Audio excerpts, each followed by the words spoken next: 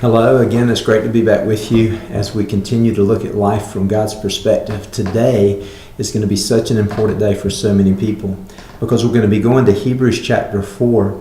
And in chapter 4, you're just going to recognize that as God is speaking, He's speaking about how important it is that when He reveals something to us, when He speaks to our hearts, that we respond, that we don't harden our hearts in the process. And you're going to hear that His Word actually has the capacity to penetrate into our hearts and judge our thoughts and our attitudes and just make it so that we actually are exposed. You know, what's really there, the things we've done, good and bad, and our motives and everything are just laid bare before Him. And His Word has the power to do that. And it's probably done that to many of us during this time, whether that was regarding our judgment of other people or whether it was regarding something we've done in our past or our active stance that we've taken on issues of life. But whatever it may be, His Word has that power. But then by the time you get into chapter 4, verses 14 through 16, you just find this beautiful expression of the grace that He has for us once we've acknowledged where we truly are. His reason for penetrating our hearts is so that He can bring grace into our hearts and forgiveness and change into our hearts.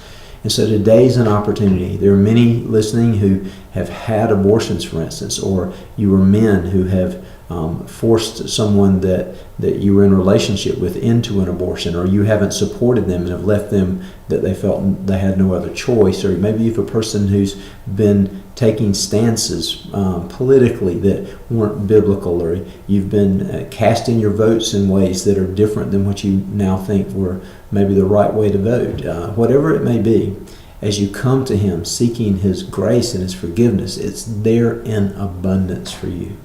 Now, I encourage you to just spend this time in His grace. In addition to this passage, we're also going to refer you to, and we're going to be looking at tomorrow, Psalm 51.